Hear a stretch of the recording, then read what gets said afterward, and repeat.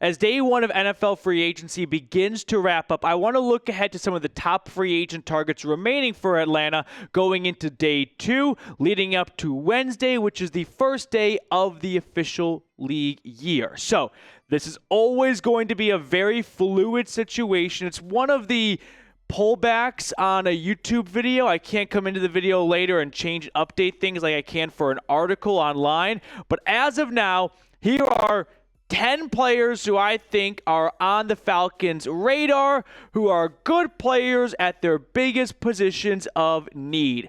Some defensive tackles with the Falcons, unfortunately, moving on from Grady Jarrett. I don't expect them to then spend an equal amount on a veteran player. I think the move was made because they're hopefully ready for Rook and maybe Brandon Dorless and some of the younger guys to step into a larger role. But Jonathan Allen, Javon Hargrave, those are two veteran players that could come in and start for you immediately. At the defensive end spot, Chase Young, Azeez Ojulari, Za'Darius Smith. If you're looking for a linebacker, Dre Greenlaw, with Nate Landman not getting tendered as a restricted free agent, there's a possibility the Falcons feel like, you know what, we need to add more to our interior linebacker room, given all the injuries to Anderson the past few seasons. So Greenlaw from San Francisco. Judon, of course, a possibility to return. Then you've got Joey Bosa and Asante Samuel from the Chargers, along with Justin Simmons. So I'm going to highlight 5 of these players here to really keep a close eye on / my preferred targets. But if you want the Falcons to make a move, for fuck's sake, hit the thumbs up button. I mean, come on. We were live for 6 hours on the channel and nothing. Just players going out. Nothing's coming in. So hit the like button down below. Send a message to Terry Fontenot to do something. Let's start with Joey Bosa. The Chargers re-signed Khalil Mack, who we had talked about on the channel before, so that was a bit of a bummer for Fontenot, but that means Bosa is not going to go back to LA. I believe he will end up in San Francisco with his brother Nick. However, if he does not go to the Niners, I hope the Falcons are going to pick up the phone and call. Seeing that Mack got $17 million this past year, I think Bosa will probably come in around 14 to 15-ish million, which is, funny enough, the same amount that Grady Jarrett got from Chicago, Andrew Dalman got from Chicago. But we'll talk about them at the end of the video. Bosa, I think, would be a fun target for the Falcons to pursue. Yes, he has been, unfortunately, completely plagued by injuries, missing a ton of time over the past 3 years, basically missing about 50% of the season from 2022 to 2024 when you combine all the games. But in 2021, which I know was a little while ago now at this point, 10.5 sacks and 7 forced fumbles. I'm not going to advertise Bosa as the long-term solution to the never-ending problem the Falcons have of finding a pass rusher. What I will advertise him as is one of your better options at this point, because most of the notable free agents at the defensive end, edge rusher spot have been signed. So beggars can't be choosers anymore, and the Falcons need to make some type of addition. Now, before we talk about the next guy, I do want to say this really quickly. And maybe this is just wishful thinking for me, but stick with me for a moment. Maybe the Falcons didn't sign anyone because they are working on a Trey Hendrickson trade. Does that seem like a possibility to you? Back-to-back 17.5 seasons with the Bengals. There is no way the broke boys in Cincy can afford to pay Hendrickson. They got to pay Jamar Chase and possibly T. Higgins still. So I wonder if Atlanta's sitting out of free agent pass rushers because they are working on a deal with Cincinnati. That's the only thing I can sell myself on for why the Falcons have let a lot of pass rushers, whether being expensive ones, fairly priced ones, or cheaper defensive ends and edge rushers, pass them by. That is the best idea I got. If you're like, PD, why haven't the Falcons done anything? Hopefully it's because they're busy working on this, which I think we could all agree would be way better than any of the free agent edge rushers out there, because the contracts that were given out in day one, holy smokes.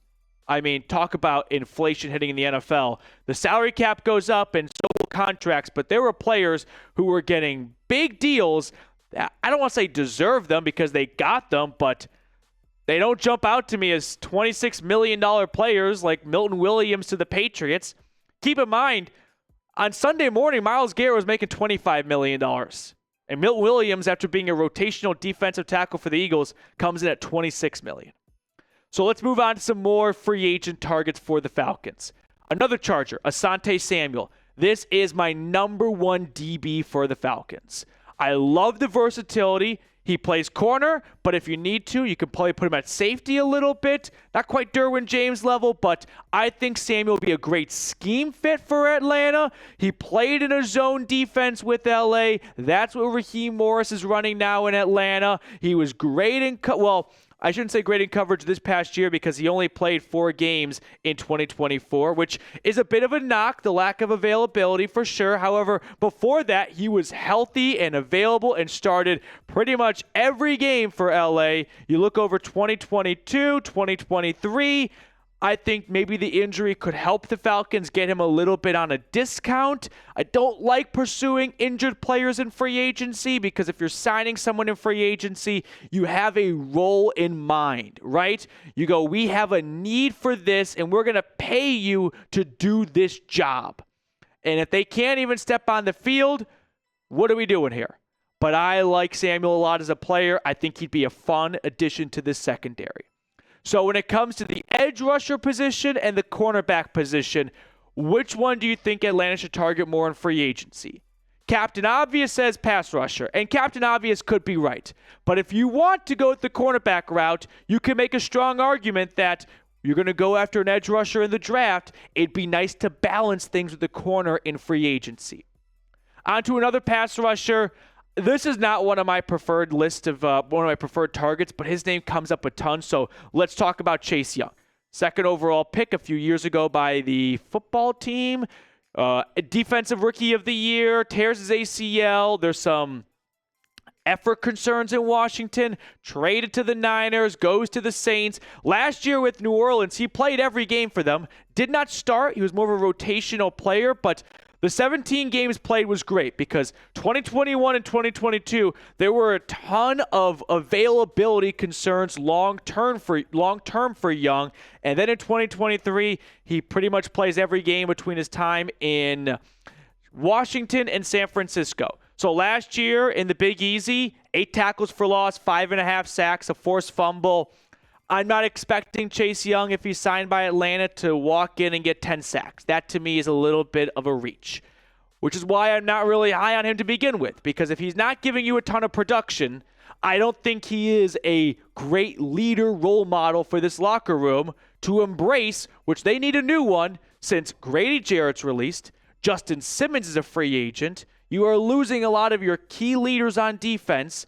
I don't think insert Chase Young and his effort concerns, whether it was with the Niners or with the Commanders, is with this bad Falcons defense needs to improve. So I'm not very interested in the former Buckeye. We're going to talk next about Azeez Ojulari, the New York Giants pass rusher, of course, went to Georgia, so this would be a return, kind of like Lorenzo Carter going from the Giants to the Falcons after playing in Athens. Last year for the G-Men, though, 6 sacks, 7 tackles for loss. He's not super high up on my edge free agent rankings, but what I can tell you is he's young. He's 24, 25 years old. There's a lot of football in front of him. And if the Falcons feel like, listen, the only reason why he did not have more production in 2024 was because the injuries, which you can see from 2022 to 2024, and he was kind of stuck on the depth chart behind this guy named Brian Burns and top 10 draft pick Kayvon Thibodeau. So those are fair reasons for hard to get sacks when you're not on the field, hard to get on the field when those players who are very good above you on the depth chart. So I'm willing to not give Ojulari a pass for that, but let that be a fair factor in our evaluation of him as a prospect. Once more, these are not players I'm trying to sell as saviors for Atlanta's pass rush. That's not happening in free agency right now. Sorry to disappoint you. I'm trying to find the best of a bad situation. Which brings me to Matt Judon. I did not think there was a world he'd come back to Atlanta. Didn't think the Falcons really wanted him back. Didn't think he'd want to come back. But he hasn't gone anywhere else. And maybe running it back with Judon for cheaper than some of the other external options is your best option at this point. He ended the year on a higher note than he opened up. 5.5 sacks altogether. I think maybe you could talk yourself into it wasn't a Judon problem, it was a Jimmy Lake problem. And Jeff Ulbrich is going to get the best out of, at one point, a very productive player for the Patriots. So don't sleep on a Judon return. I'm not, once again, campaigning for it, but I'm acknowledging the possibility of it. I also want to throw out one more name. Draymond Jones, he was released by the Seahawks a few days before free agency began. Former third-round pick by the Broncos, got paid in Seattle, 3-year, $45-ish million contract. He gets released after 2 seasons.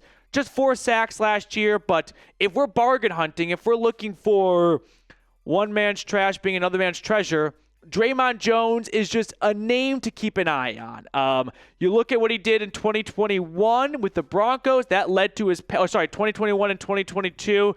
Those 12 sacks, right? 11 sacks, 12 sacks combined. Those 2 seasons led to a payday with Seattle, which he underwhelmed. 4.5, 4 sacks, and 1 forced fumble altogether in those 2 years. So, again, not to beat a dead horse here, but no, Draymond Jones is not my favorite free agent for the Falcons, but I am running out of decent options. So hopefully the reason why they haven't signed anyone is because they're working so hard on a trade. Otherwise, I'm going to be livid. So who do you want the Falcons to sign? Let me know in the comment section. Asante Samuel would be my favorite player right now. I think he's a very good player. He's young. He can be a long-term starter in the secondary. Samuel, if I get the notification, I'll be over the moon about. One quick thing, by the way, before we sign off. Over at Fanatics, they're having a 25% off sale when you go to chatsports.com/fanatics. I'm in one of the new studios here as Chat Sports just underwent a massive renovation. This studio, though, they didn't think about heating. In fact, there's like open ceiling tiles above me, and it's absolutely freezing cold. It's a refrigerator. I had to put a jacket on. I was being that big of a pussy about it. But I love this hoodie right now. So go to chatsports.com/fanatics. Thank you to everyone who watched our live show today. Huge shout out, by the way, if you were tuned into our live show. To those of you that super chatted, not me, Matthew, the viewer, you know who you are. You went above and beyond, dude. So appreciate all of your support. And for everyone else that liked, commented, super chatted, you guys were terrific. We will be live for the entire week on NFL free agent, entire week of NFL free agency on the channel. So make sure to tune in tomorrow and the rest for more Falcons news and rumors. And hopefully it's about guys coming in and not guys going out.